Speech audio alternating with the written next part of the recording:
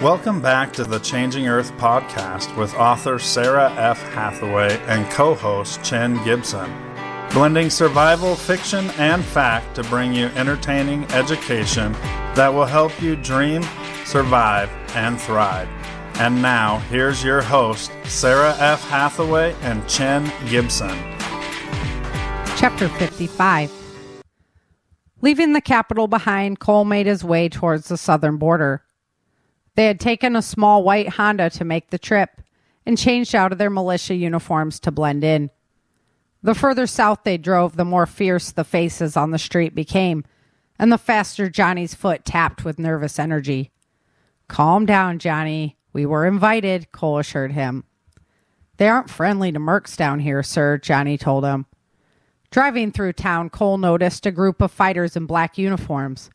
Their leader was clearly marked with red stripes on his shoulders. The people on the street were terrified of them, but they seemed to keep their distance from any militia soldiers. Cole was curious. Chappie had relayed information to Cole from the rebel captain he took to Cassidy's camp. The man mentioned a group of soldiers in black shirts. Bounty hunters came from the east to collect people from the west. Making a mental note of the uniforms, Cole drove the truck to the militia gate. The brakes squealed loudly as the militia soldier approached. "You're going to have that looked at, friend," the soldier suggested. "You're not wrong," Cole answered, handing him his identification. "I was told you were coming through today." "Welcome to Texas, sir," the man replied, handing him back his ID. "Thank you for allowing us to enter," Cole replied. "Follow this road up 2 streets and take a right. You can't miss the governor's compound," the militiaman directed. He left the vehicle, waving to another man to open the gate. Pressing on the accelerator, Cole told Johnny, "Welcome back to freedom, Johnny." "Don't they have any refugees here?" "They do, but they care for each other and help those in need. They seceded from the United States and rejected the climate refugee system. They believe that all people are created equal in the eyes of God," Cole explained. "Makes sense," Johnny answered. "My mom used to take me to church, but Dad always said that he had seen enough evil to know that God didn't exist." "Maybe some people just need to be punished for the wrongs in a past life," Cole suggested. "I don't know," Johnny admitted. "I never gave it much thought." Cole pulled the vehicle to a stop in front of the compound and showed his ID to the next guard. "Governor Dixon would like to talk with you," the soldier stated. Cole stepped from the vehicle and said, "And I would like to talk with him." "This way, sir," the soldier directed, leading him inside. They entered a large building that used to be a college. Cole had expected him to have a private office behind a big desk, but his desk was a modest setup in the corner of the soldier barracks. Eli sat at the desk with a scowl on his face. As Cole approached, Eli declared angrily, "And here he is, the man himself. I can't believe you let him inside our border." Standing from his desk, the governor corrected sternly, "Eli, I understand you're upset, and rightfully so, but I have never met Major Cole Virgis, so please, be quiet for now." "Yes, sir," Eli acquiesced, pouting. "Major Virgis, I wish we could have met under different circumstances," Dixon told him, approaching to shake his hand. "I couldn't agree more, sir. It was a risky decision coming down here. You know, the colonel's bounty hunters patrol it well," Dixon warned. "I had to take the chance." "Why now?" Dixon's thick brown eyebrows furrowed with curiosity. Eli butted in, suggesting, "Because he believes he found the savior of the refugees." "Eli, please, that is not going to get us anywhere," Dixon corrected, agitated by his outbursts. "He's right. I can't tell you how sorry I am about the circumstances surrounding William's death. But what's done is done," Cole admitted. "And his savior did it." "Eli, one more outburst, and you'll have to leave the room," Dixon commanded. "Yes, sir," Eli answered, glaring at Cole. "Unfortunately, he's right about that, too. But I'm telling you, she's the one we need. She has a legend, and..." Cole paused for a moment, looking around. "Is this room secure?" "Of course," Dixon assured him. "This is for your ears only. She's a landowner. What was done to her family will be the scandal of the century. People will have to rationalize what's going on with the refugees. With the Ogallala collapse, the situation will only get worse." You're not wrong about that. How are you going to keep her alive long enough to go public? If the feds have the same information you do, her life is in danger. The family's paperwork was lost when they first arrived. They were some of the first families placed in Vegas. And they're still there? Because Erica incited a riot and her husband Vince manages the gardens. The director never placed them, Cole explained. And their past was never researched? Dixon asked in amazement. Things are much different in the Badlands, Governor. Their error will be the scandal of the century. We'd have to get her away from the feds before we can go public, or they'll eliminate that threat immediately. Eli stood up, interjecting, I'm sorry, sir. Throw me out if you want to, but I can't listen to this anymore. Can we please just discuss getting Cassidy out of that hole in Vegas? I want nothing to do with the lone survivor, and I can assure you that many on the board will agree with me.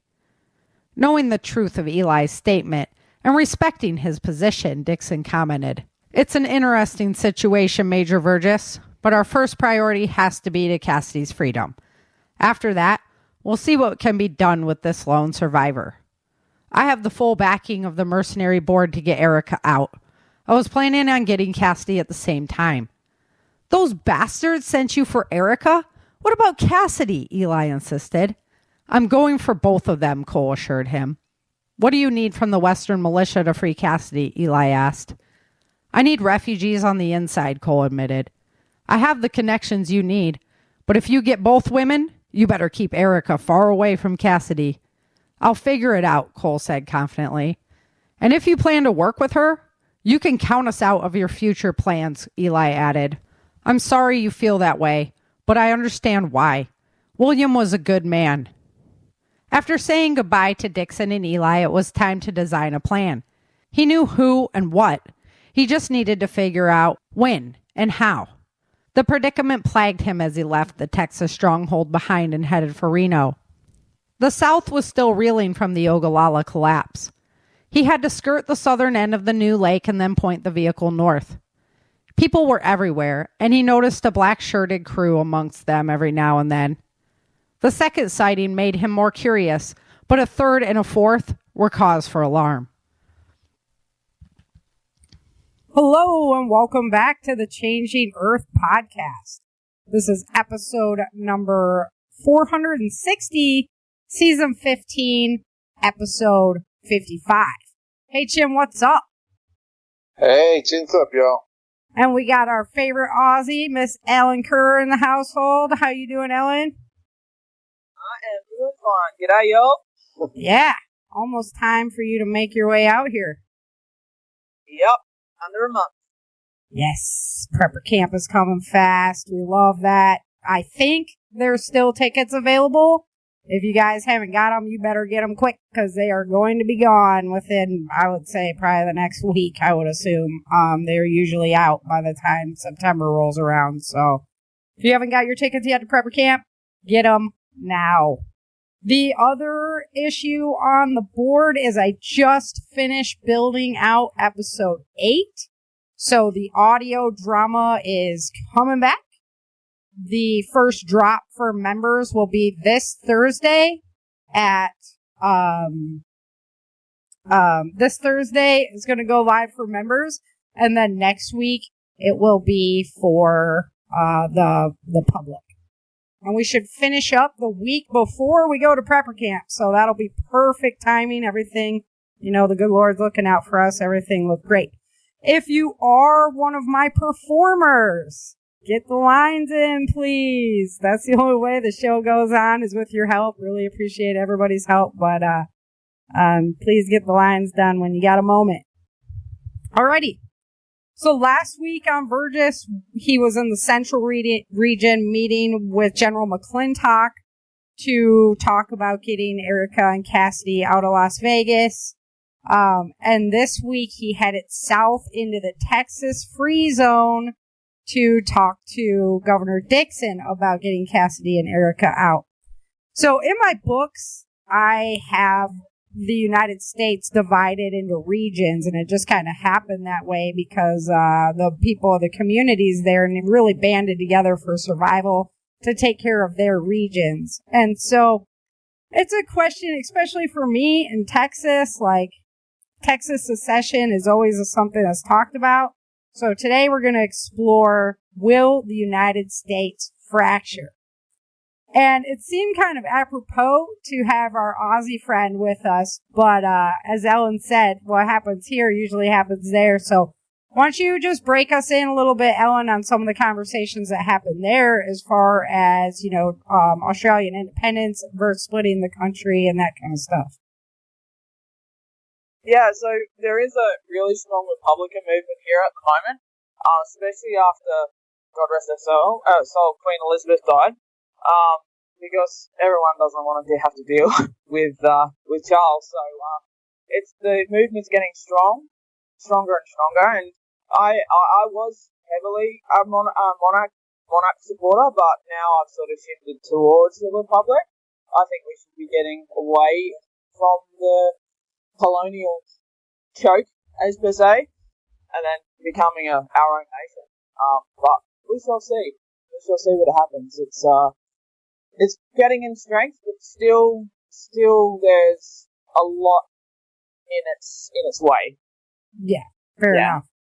Yeah. My mom was surprised to hear that the other day. We were talking about how Australia is still part of the, English monarchy. And she's like, no, it's its own country. And I'm like, no, actually it's not. It is, part of the English monarchy. And so that was surprising to her. I'm like, Canada is still as well. It's just not something you hear very much about. So. Yeah, Canada did go away from it for a bit, and then they came back in. It's the Commonwealth of Nations that are combined under the British monarchy. Yeah, so that's why our Navy ships, for example, are Royal Australian Navy. Are you sure it's not the Australian Royal Navy? Because I think that was it. Every time you say that is another dagger on my back. I'm sorry. I can't help myself. Yeah. In regards to the fracturing, I don't think we're there yet. There is a few instances where there's a place in West Australia where he said he'd like his own nation, micronation. But it'll come down to economic stuff and what states got what. At the moment, I don't think it's going to happen, but you never know what will happen. As I said before, usually take on Australia usually follows America, 3 to 4 years after. Yeah. It's kind of like California here. Yeah. Alrighty, well, believe it or not, we have 12 states that have been talking about secession or, making new states, these kinds of things. So, I found that really surprising. One of the ones that surprised me the most, and this was even on a Dr. Phil show the other day, was New Hampshire talking about secession, which is kind of crazy. So, they're big in the freedom movement though up there. Like there's like the Keene, New Hampshire. They're it's all about freedom and doing what you want and all that sort of stuff. Right? I've heard that over here. Yeah, I was kind of surprised about that. Like, I knew Texas and then California. I mean, honestly, I don't think California would because they rely way too heavily on federal dollars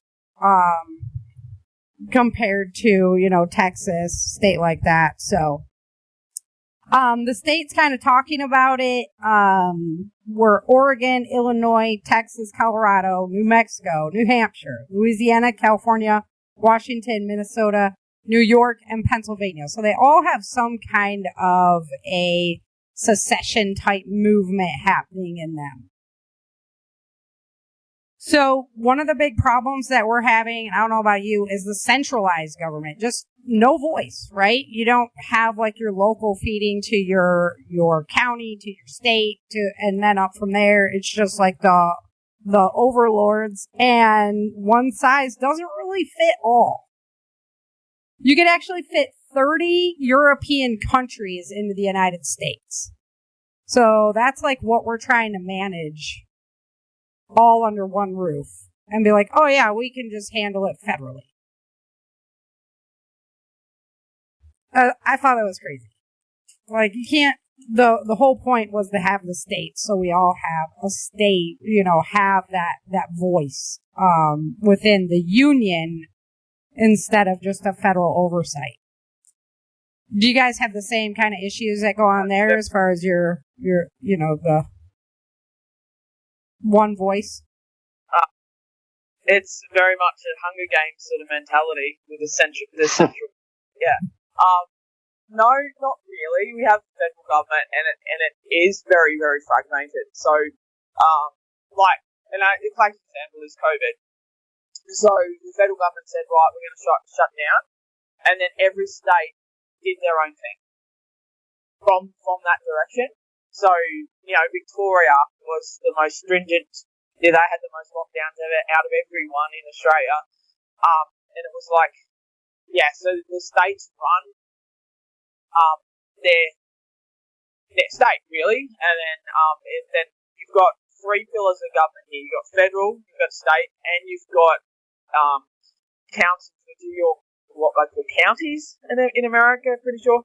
So it's the three levels of government, and the councils deal with your sewage, your water, that sort of stuff.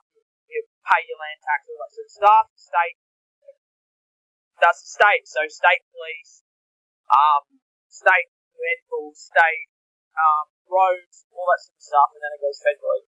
And then you can divide that down into roads as well. There's federal roads and state roads, and there's council roads and all that sort of stuff. So it very much is a three pillars of government thing in Australia. But they are talking about a universal income, which is very, very scary. Yeah. That really scares me. The what do they call it? Equity versus equality. I'm like, yeah, that sounds like communism. So,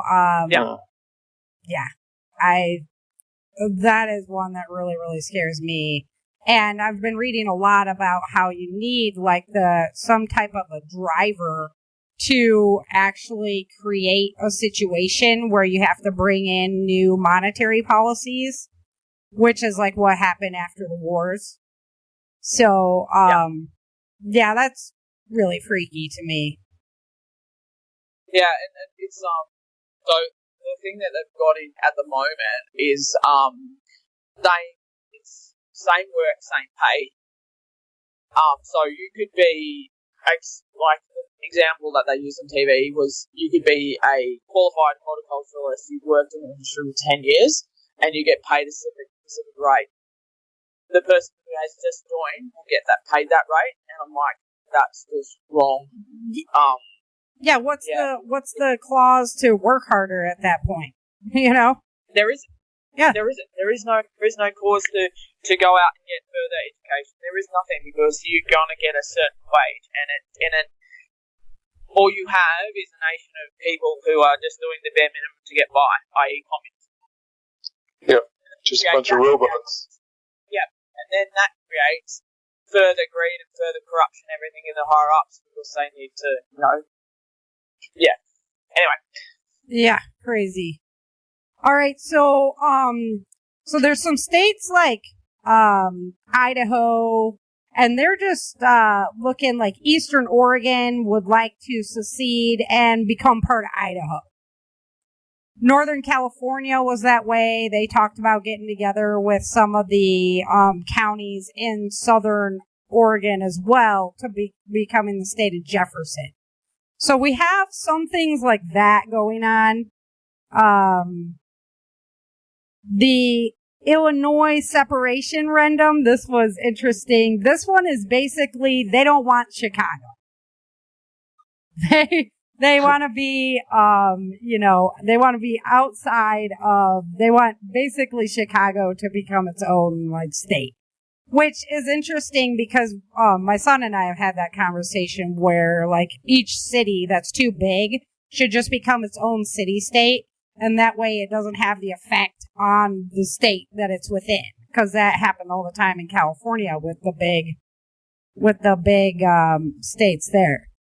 Or the big, cities. Same as here, we got Dallas, Houston, stuff like that. Luckily, they're a little bit more on point, but they could have a lot of pull on the whole state.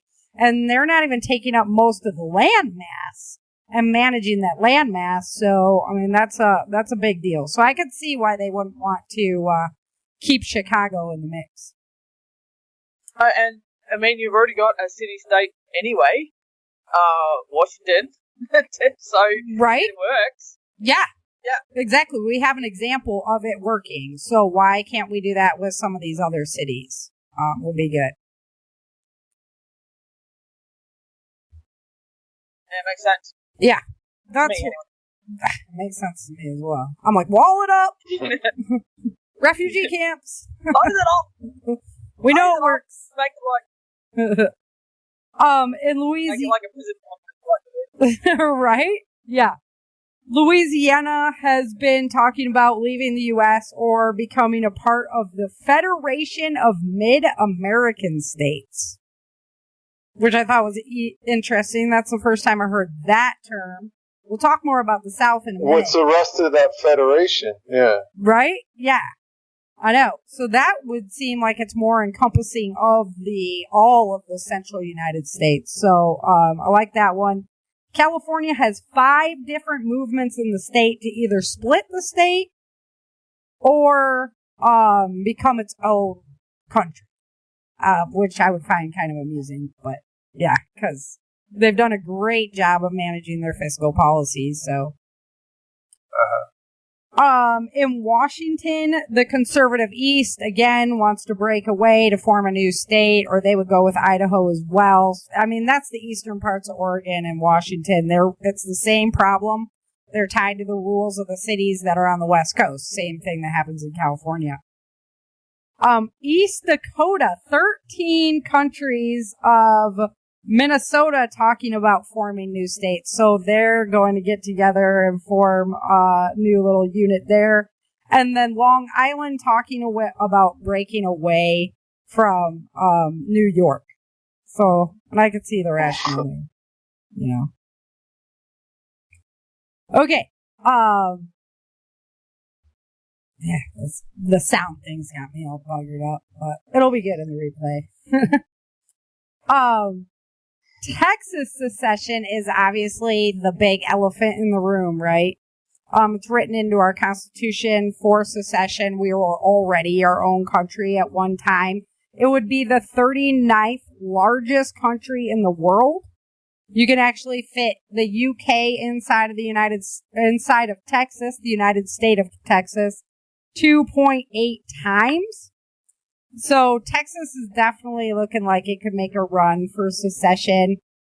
And then it can make its own rules without federal oversight, without any of these rules, pay-to-play type rules, which are just kind of ridiculous.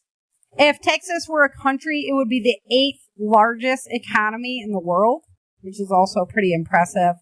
In total GDP 2022, it was 2.4 trillion, and that's just getting even bigger and bigger. Elon just brought his SpaceX program down to Texas, and it seems like, even JP Morgan was like the Bank of San Francisco, and even they have left California now. So just kind of goes to show about what the state of how California is doing right now.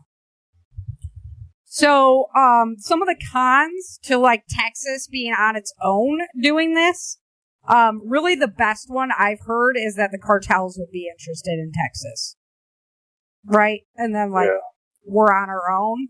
I was just thinking, it'd almost be like Israel, where Texas would be, surrounded by some hostile nations. Yeah. And you'd be like in the middle. Yeah, with them battling it out on either side. Yeah. So that is definitely like one of the best arguments that I've heard against it. Loss of federal funding, but we already give, a ton of money in, so that would just kind of stop that back and forth flow. So what about, though, if it was south of the Mason-Dixon line that came with Texas? Right? So that... It would be... That would grab... I will do. It would... I could see... I can definitely see, like, Mississippi, Louisiana, Georgia, Alabama coming with us. Arkansas, Oklahoma. Florida. Yep, Florida. Probably Missouri, Tennessee. Hopefully the Carolinas would come. But they were even talking about, like, New Mexico. New Mexico and southern Colorado might even go for it. New Mexico's always kind of up in the air, though. So everybody's been coming south as far as our aerospace technology, as far as our auto technology, and the South still produces a lot of our agriculture. 2 of the top 10 biggest food suppliers are in the South. We produce the most oil and natural gas production in our country right now, with Texas being on the top of that. And we're super big in renewable energies as well. So there's a lot of good stuff going on. You have ports on both the Pacific and, the Gulf to the Atlantic, so that'd be good for commerce. Right? Yeah. I mean, Houston's already a major port. So, but this obviously resulted in the first Civil War, and one of the things that I think that the United States would be very concerned about is some of the largest military bases that we have are all in that region as well. So, that would be a tricky little play there on, like, what happens with that kind of stuff. I mean, would they be as hip to give Americans military stuff as they were the Taliban? I don't know. So, but as far as, like, the amount of social pressures that we have going on right now and everything, I think that as we keep having more and more natural disasters, I think it's just going to keep pushing a lot of stress onto a really fragile system. I mean, it would be insanity, but I'm not sure that the United States can stick together when the populations start increasing like they are. I mean, it's just a lot of people. Other countries as big as us, Russia. But Russia has a big portion of Siberia. So it's not like you have as many people living there. Even Australia has, big desert portions in the middle, that kind of thing. We don't really have as much of that going on. We're just cranking AC, so, I don't know. I guess we kind of figured that out. Do you hear any kind of talk about it over there in the Carolinas, Jen? I mean, I've not heard personally serious talk about it, but I mean, there's all social media and stuff that banners it back and forth. That can be bots these days. Yeah. So that's what I meant. I mean, personally, it's not like I've been out at a restaurant hearing people talk about it.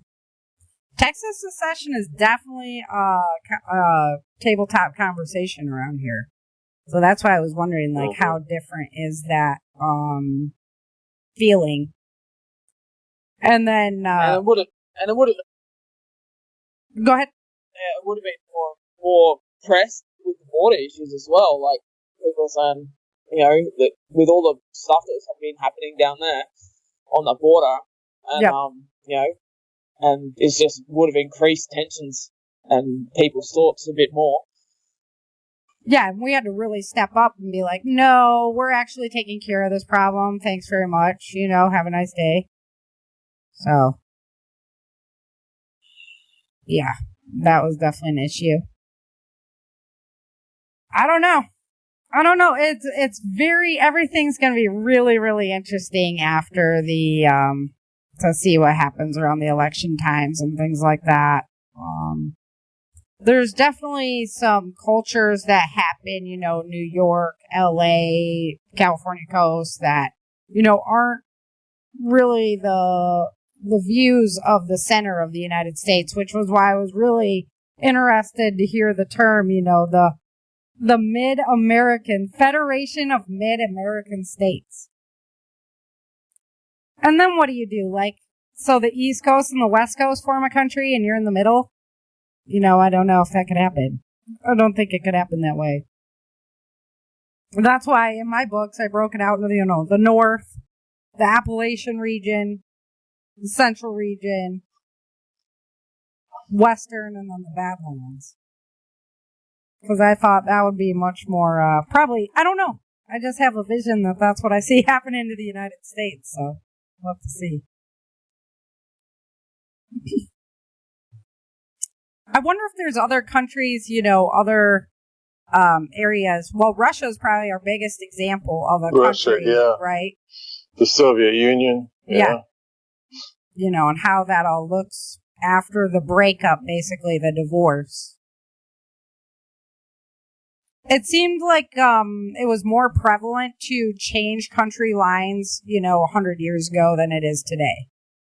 With respect to, areas, Pakistan used to be East and West Pakistan. Now it has a bunch of smaller countries that have formed their own countries over there. So, I don't know. It'll be interesting to watch it unfold. That is for sure. Yeah. So I was going to ask you, Ellen, what's hot on the topic? What's hot topic for Australia right now as far as your guys's? Are you coming up on elections as well, or you just had them? What's going on there? Boots on the ground scenario. Election probably early next year. Okay. But the hot topic at the moment is the renewables, nuclear, just backwards and forwards. So we don't have. We've only got one nuclear reactor in Australia, and that's a research reactor that also makes medical isotopes. So the opposition have publicly said now that they want to all the coal power stations that are getting closed down, they're going to make a nuclear power plant on top of those sites. So it's basically divided the nation really. In regards to that, people are starting to feel the pinch. In regards to energy prices and grocery prices and stuff like that. Mm-hmm. And a lot of people were anti-nuclear. Even my mum, who was very, very anti-nuclear, has now turned to the other side and said, you know what, let's get them. We'll get nuclear subs. Why the fuck not? Sorry for swearing. Sorry. I'm a sailor. Why not? Why not? So that's the question. And this is another thing that they're talking about as well. So all the renewables that are going in, so they're basically cutting down the trees on tops of ridges and mountains and stuff, and putting wind farms and stuff like that. The greenies, the green movement are saying nothing about that, but if someone wants to cut down trees on their land in order to improve the land, they will say, no, you can't do that. So it's very... it's agenda-driven.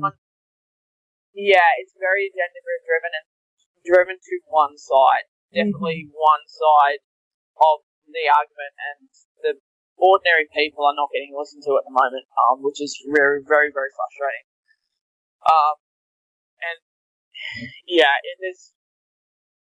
When Australians get angry, we get angry and we start to protest. It's not that level yet, but it's slowly bubbling away in the background.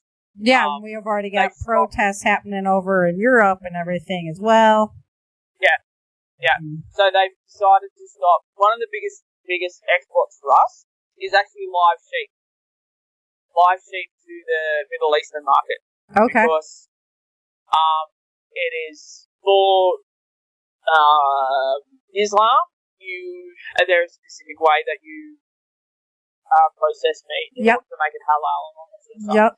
So they can't have their animals already pre-processed. Mm-hmm. Yeah. So they have to have live. So the federal government just a month ago decided to say no, we're banning live export of all what? And I'm like, so you basically crippled the economy in that regard.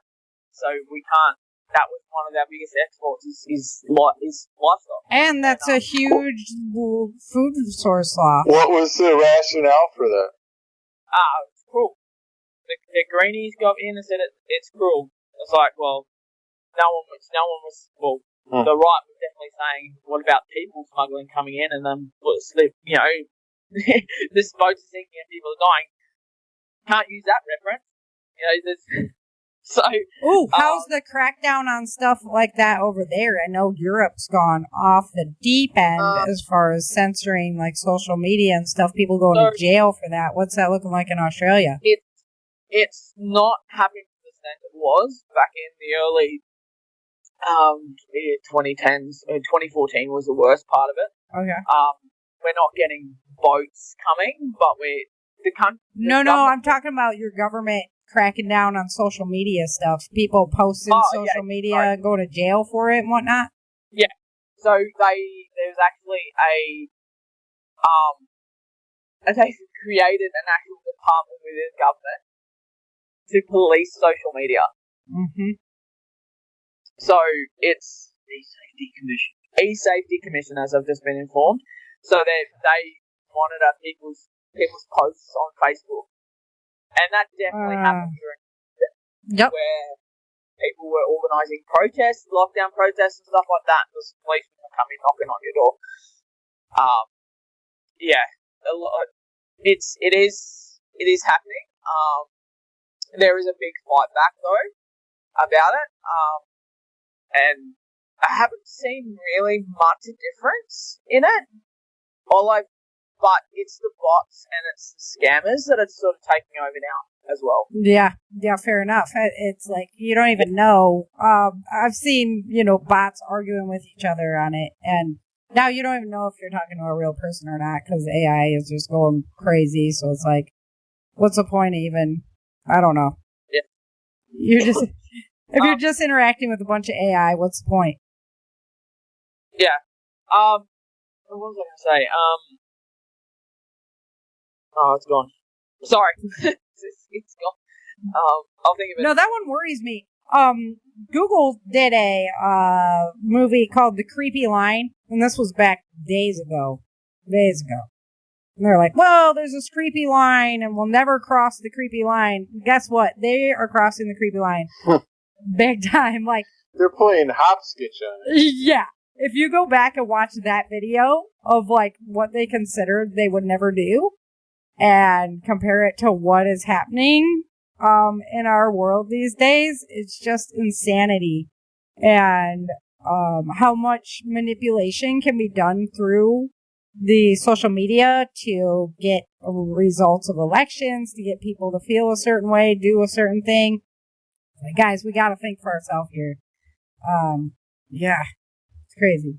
Yeah, and yeah, that's what it is, and everyone's got one. Everyone's got a phone. Everyone is, and you I know it myself.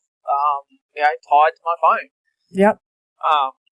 We'll have to have Chin do a show on how he Google proofed his phone, because he's got it dialed in now. Yep. Oh, that'd be great. That'd be awesome to have learn about that. Yeah.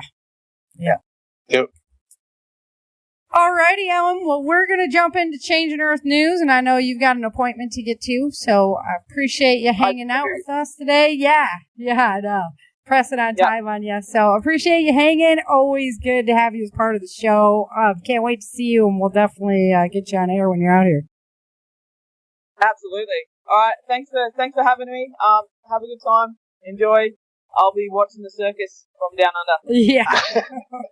You're going to be here pre-circus, so you never know. Yeah. Alrighty. Take care. Yeah. Bye. Bye. Let's go ahead and get into our Changing Earth news. Dream. Survive. Thrive. This is Changing Earth News. All right, Changing Earth News for October. I'm trying to jump. I'm just jumping through this here. For August 18th, 2024. We had a little minor CME. Came in today. Should have been no big deal. Just a little tiny. Caused a KP3. It was really big. I believe it's KP5 is lights out. So, for something like that to happen, very, very crazy. Just shows you just how weak the magnetic shielding of our planet is. So, that was a little cause for concern. We have more sunspots inbound. So the watch is not over. Eyes on the sun, some biggies coming in. And we have had some major earthquakes. They've been the big story lately. We also have the supermoon coming. That is coming on August 19th. So tonight, and then, the next night, you should be able to see the brightest moon of 2024, the biggest and the brightest. So keep your eyes on the sky. Check that out.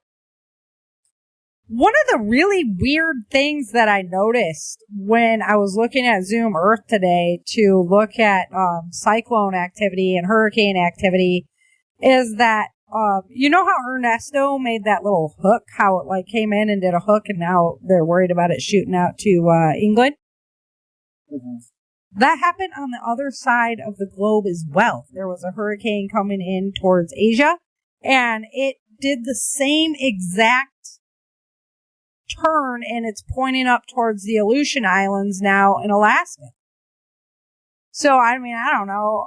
I just thought it was really curious that both of them did that. It was very, it's something to note that it was interesting. So, I don't know if maybe because of the solar uptake or something like that. I can't explain it, but I did see that pattern and made note of it. On August 12th of 2024, this was Monday, there was 430 earthquakes that were 2.0 or bigger. Pretty big number there, 430. I mean, usually we're looking at 350. So we definitely can see the impact of the solar energy we've been taking. There was a 5.4 in the South Pacific Ocean. New York had flooding from the remnants of Debbie, causing trees to go down, property destruction. There's been a major drought in Zimbabwe and big time humanitarian livestock crisis going on there.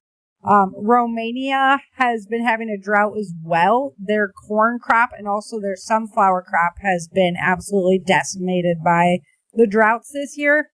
So I found that interesting because, coming in to springtime and whatnot, a lot of our bread baskets in the world were being flooded. Southern Brazil, southern China, and then, for us up in the Dakotas and things like that, in the Midwest, the northern states, we had all that flooding and crazy weather. So definitely, keep an eye on the food prices for what's going to happen there. And, like I keep saying, any investment in your long-term food supply now, it's going to be worth its weight in gold later. Not only because of inflation, but because of scarcities when those hit. August 13th, 2024, there was 388 earthquakes that were 2.0 or bigger, biggest of which was a 5.1 in the Solomon Sea by Papua New Guinea. there was a 4.4 earthquake directly outside of LA. It was a pretty big one, was felt across the city. So that kind of threw up some concern. I would be ready if I was in that area. I mean, I always freak out when I'm in that area anyway, because I know. But there's some signs going on our planet right now, so I would be really, really, make sure your preps are ready to go. Krakatoa erupted on the 13th. And not a big deal, but I love Krakatoa just because of it's the legend of of that volcano, you know. It caused the year without the summer, and Frankenstein was written during that summer, so as an author, I just have an affection. Fuego volcano also erupted. Venezuela was hit by a very powerful windstorm that caused a lot of property damage. Wildfires burned all across Greece. They were closing in on Athens, but they have, and they were evacuated hundreds of people. They have been able to get those fires under control as the week ticked on. On Wednesday, the 14th, there was 440 earthquakes that were 2.0 or bigger. Biggest of which was a 5.3 in the South Pacific Ocean near Peru. In Valencia, Spain, they had a major storm, 225 kilometer per hour, which is 139 mile per hour winds. Just insane, blowing around all kinds of huge boats out there. But homes completely destroyed. Tornado touchdown. So this was a big event over there. The storm also hit Germany. 199 kilometer per hour winds there, so not quite as intense. They still had a lot of rain, flooding, and Belgium also got hit as well in that event. South Carolina, they had a flooding event, delayed the school start in one of the towns that I was reading about. August 15th, 2024, 420 earthquakes that were 2.0 or bigger, biggest of which was a 6.1 in the Philippine Sea near Taiwan. Taiwan got majorly rocked by that 6.1. 3.9 magnitude earthquake in Lake Elsinore, that's Southern California getting hit again. And Kansas had an incredible supercell move over the top of it with a tornado. On August 16th of 2024, there was 397 earthquakes that were 2.0 or bigger, biggest of which was a 5.3 that rocked Jamaica. Mount Etna started spewing ash and lava in a big way. An estimated 77 people have died in Minnesota due to smoke from the Canadian wildfires. So that was interesting. 77? 77. A lot of people dying. Yeah. Smoke. From smoking inhalation. Really? Man. It was like, and you know, it's not one day, right? But they're saying like this year, 77 people so far that they attribute it to the increased amount of smoke from Canada. August 17th, 2024, 398 earthquakes that were 2.0 or bigger. Biggest of which was a 7.0 that if you listen to the news or whatever, you probably heard about that this morning in Kamchatka, Russia. Hurricane Ernesto made landfall in Bermuda, but as I mentioned, it is supposed to turn up. It also hit Puerto Rico. We got thousands of people without power there. Austria was hit by that rain event, and they had homes, bridges swept away, and that flooding. Kenya's been dealing with flooding for quite a while. They're having an outbreak of tropical diseases like intestinal worms due to the flooding there and just the, unsanitary conditions and whatnot. So, in India, they released water into the Chenab River. Didn't really give anybody the heads up. It was causing lots of flooding there. And they're also having a major flooding event in Pakistan. In Turkey, there's wildfire raging near the Izmir province. It's in western Turkey. They have evacuated thousands of people there in those wildfires.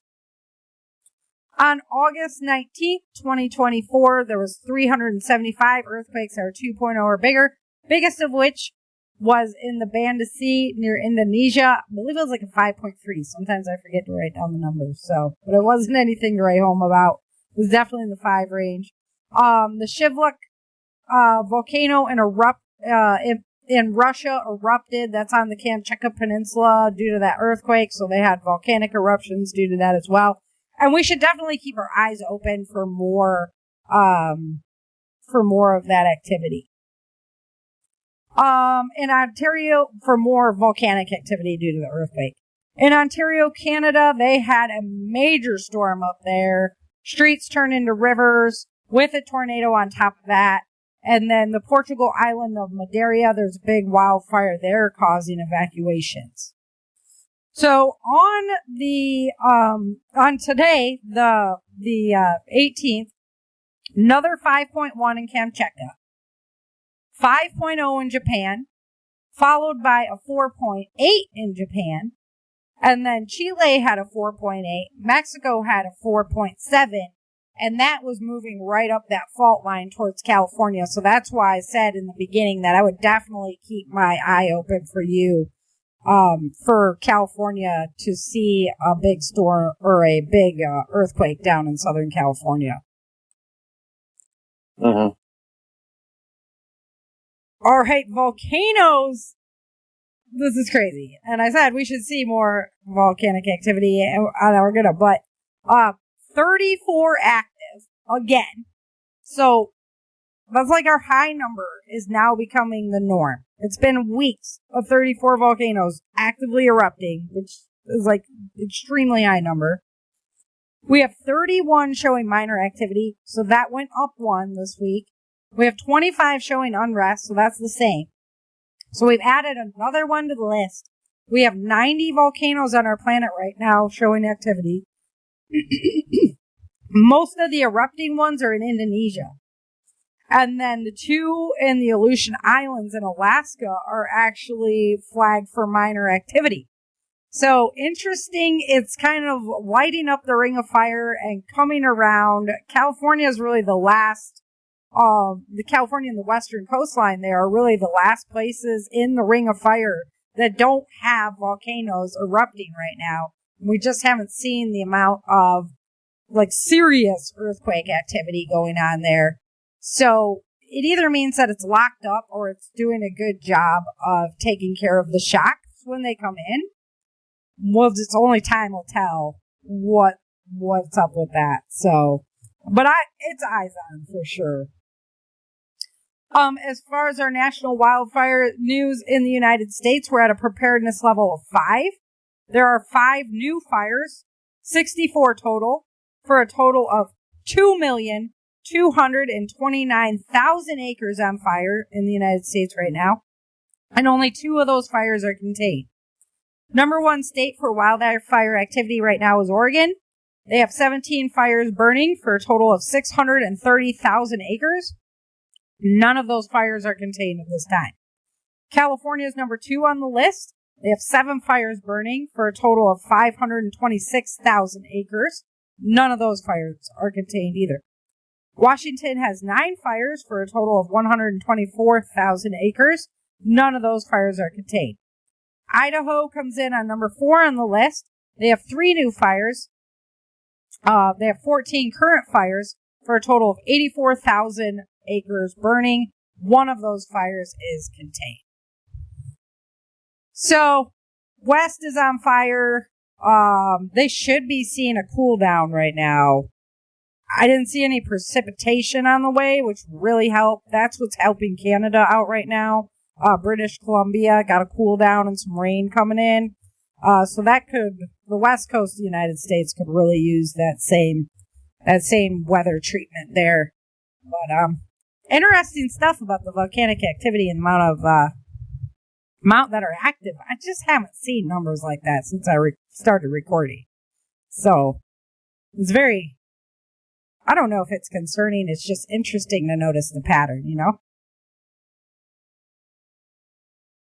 Yeah. I'm still surprised that all those people died from smoke. That's just insane. Right? I mean, we had some serious smoke sometimes in California. And it has to be like people that are very, very sensitive to it to begin with. You know.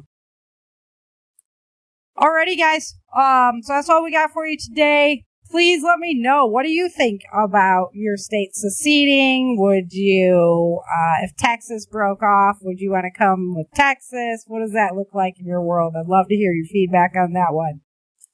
If you want to support the show, please head on over to ChangingEarthSeries.com. It's ChangingEarthSeries.com. Become a member. Help support the show. Head on over to YouTube. Check out the YouTube channel. You can get all the podcasts there. It's actually really nice to play the audio dramas there. I think you can play it in the background even, which is nice because some of the players you can't play in the background. So, it's been a while since I tested it. Do you test it, Chin, to see if you can play it in the background? No, I use some other players. To listen to it. Try not to use YouTube too much, yeah. Oh, fair enough. Because you don't have the Google phone. Yep, gotcha. Yep. So yeah, but yeah, head on over to YouTube, like and subscribe. If you guys haven't done so already, go give my books a review. It really helps out. We're getting ready to it's been on the board. It's a surprise project. But we're getting ready to do a re-release of Day After Disaster. Doug has designed some beautiful covers for my books, and we're going to be doing box sets and stuff like that. So I'm really excited about it. Now we're like right on the doorstep to where I can start talking about it. So, yeah, we can look forward to that soon. If you want to get the updated books, you definitely can. Let you know when we have those ready to go. There's a lot of books to worry about, so we'll take it one at a time. Ooh, it's a lot of novels. Alrighty, guys. Chin, thanks so much. I cannot wait to be able to see you and hang out. It's like Christmas for me in September, so. But thanks for coming. We'll do it all again next week. Until next time, remember, dream, survive, thrive. Thank you for joining Sarah and Chen for this episode of the Changing Earth podcast. Don't forget to pick up your copy of Day After Disaster, Without Land, The Walls of Freedom, Battle for the South, Dark Days in Denver, and The Endless Night at www.authorSarahFHathaway.com. If you love the Changing Earth series and podcast, become a supporter while you're there.